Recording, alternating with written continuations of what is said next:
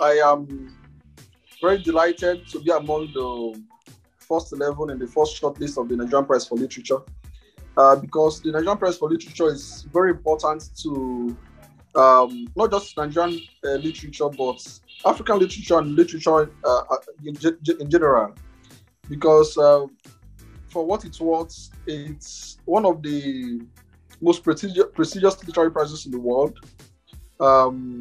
It's well sought after, and it gives a lot of attention and exposure to authors, not just the winner, but everyone on the shortlist. So it's an honor to be on the list. The day I heard of the announcement, or the day I heard that I was on the list, the day the announcement was made, I was quite delighted, and I'm still delighted still.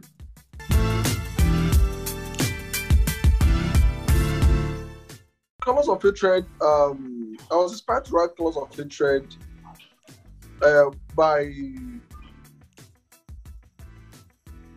the issue of hate in the society. I felt that there is a lot of hatred in our society today, and that we're not talking about it enough. It's this hatred that has caused the what we are currently witnessing now, the sort of dichotomy between the Igbos and the rest of the North, the Yorubas and the North, the Fulanis and the Igbos, and so on and so forth. In fact, almost everything that is happening now, the problem we have in Nigeria, let's just focus on Nigeria for now, is as a result of so much hatred. So I wanted to write a story that is based on that, and then set against the backdrop of say a war, hatred as a result of war, and how this can affect a family or ruin people's life if it's allowed to fester.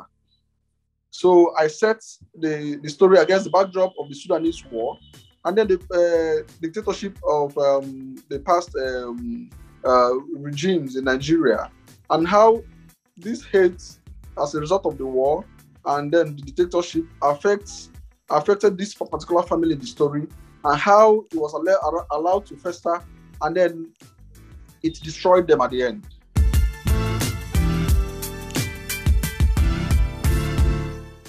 I don't think any writer would have a prize in mind when he sets out to write. I started writing Colors of Hatred in 2009. In Enugu, I was a student back then, living alone in a flat, and I was lonely. And then I was watching the news, and then saw the war going on in Darfur, in Sudan. And then I realized that there was a lot of hatred in the world, and like I mentioned earlier, and I set out to tell this story about hatred and how it destroys the family, and then this hatred emanating from war and dictatorship. So, and from 2009 till when the story finally got published in 2020, it was constant rewrites, constant remodeling of the story, to be able to entertain the reader, to be able to send a good message to the readers. And I never had a literature prize in mind. Of course, there are so many prizes in the world.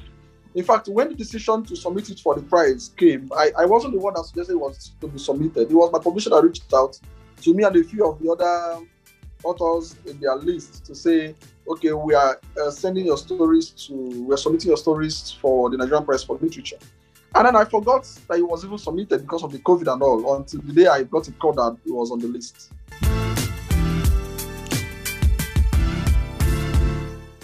It's going to give me a lot of exposure.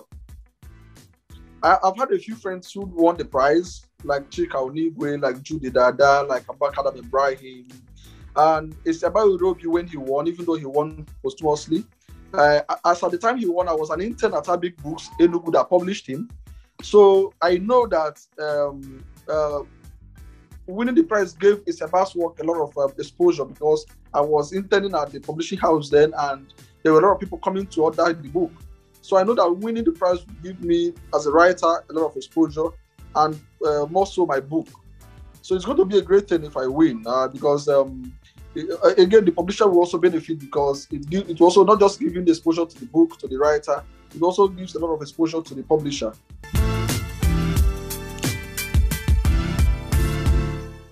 Yes, I think so, greatly, because writing is solo thing, and it's not like music, okay?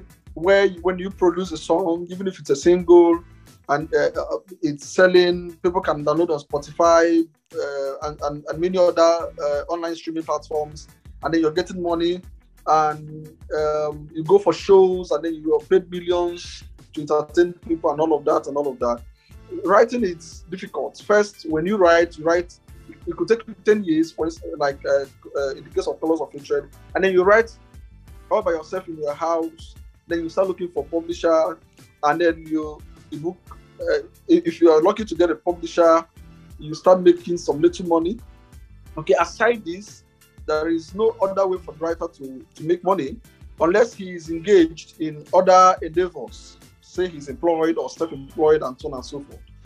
So the only way writers benefit a little is through prizes like this or through grants. And in Nigeria, I don't think we have any grants at all. In fact, we only have one residency run by Dr. Wale Okedi, the Ebede International Writers Residency. Okay, so we need more residencies, we need grants, and then we need, most importantly, prizes, like the Nigerian Prize for Literature sponsored by Nigerian Liquefied Natural Gas. This is very, very important.